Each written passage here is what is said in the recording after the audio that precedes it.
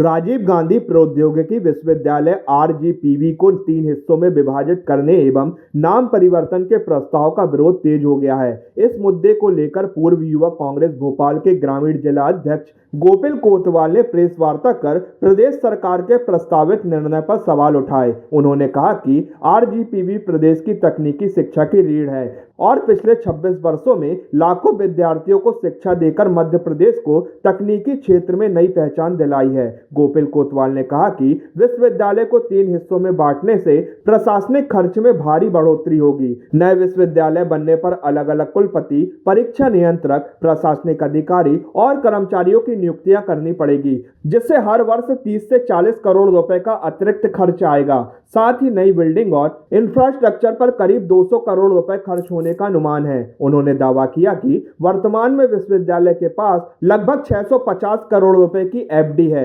लेकिन विभाजन के बाद तीनों विश्वविद्यालयों की आय और व्यय में बड़ा असंतुलन पैदा होगा। उनका कहना है कि कुछ वर्षों में एफडी समाप्त होने की स्थिति बन सकती है, जिससे विश्वविद्यालयों के संचालन पर संकट खड़ा हो जाएगा। कोतवाल ने सरकार की आर्थिक स्थिति पर सवाल उठाते हुए कहा कि जब प्रदेश सरकार पहले से भारी कर्ज में है, तो नए विश्वविद्यालयों के लिए बजट की स्पष्ट जानकारी सार्वजनिक की जानी चाहिए। उन्होंने मांग की है कि आरजीपीवी के विभाजन एवं नाम परिवर्तन के प्रस्ताव को तत्काल वापस लेकर तकनीकी शिक्षा व्यवस्था को मजबूत करने पर ध्यान दिया जाए।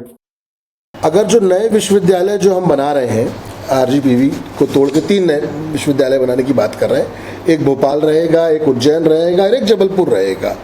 तो प्रत्येक विश्वविद्यालय में उनको एक कुलपति, एक परीक्षा नियंत्रक, एक डिप्टी कुल सचिव, 4 सह कुल सचिव, क्लर्क, अकाउंट्स, डिग्री विभाग, मार्कशीट विभाग, प्यून, कर्मचारी मिला के उनको इतनी सारी नियुक्तियां करनी पड़ेंगी, जो 50 से 60 एक्स्ट्रा नियुक्तियां होंगी हर यूनिवर्सिटी में, जबलपुर में भी, उज्जैन में भी, भोपाल में भी, जिससे 40 से 50 करोड़ रुपए का व्यय फिर बढ़ जाएगा।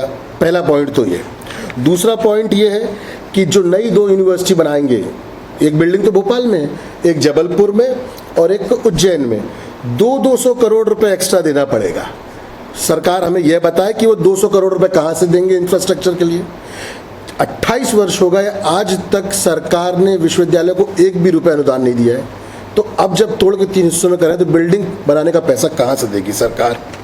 तीसरा पॉइंट ये है कि यूनिवर्सिटी के पास अभी 650 करोड़ रुपए की एफडी है और जब 3 टुकड़े बनेंगे तो उसे 200 करोड़ रुपए आप बांट देंगे।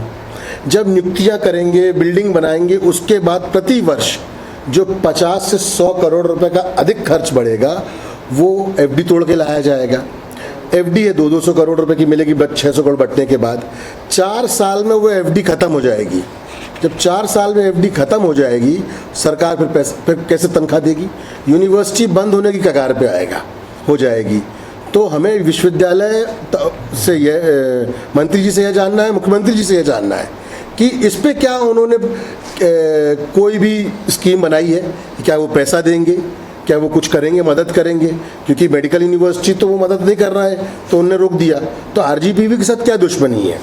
चौथा पॉइंट ये है कि आज तक 4th श्रेणी के कर्मचारियों को नियमितीकरण नहीं किया गया। वहाँ पे क्यों नहीं किया गया? क्योंकि उनके पास देने के लिए, तनख्वाह देने के लिए पैसे नहीं है। जब तनख्वाह देने के लिए पैसे नहीं है, आप जब नई यूनिवर्सिटी बनाओगे तो फिर जो पैसे का बोझ बनेगा तो यह उनके साथ तो अन्याय है जो पहले से कर्मचारी काम कर रहे हैं। आप तो पैसा है ही नहीं आपके पास, आप नई नियुक्तियाँ करोगे, पहले पुराने को तो नियमित कर लो आप पहले। 5वां पॉइंट ये है कि सरकार स्वयं 4.5 लाख करोड़ रुपए कर्जे में है। तो नई और एरियर तक वो किस्तों में दे रहे हैं, 6 किस्तों में दे रहे हैं सरकारी कर्मचारियों को। तो मुझे तो सरकार यह स्पष्ट करे कि नई नियुक्तियां होंगी विश्वविद्यालयों में, उनको तनख्वाह कहाँ से देगी सरकार।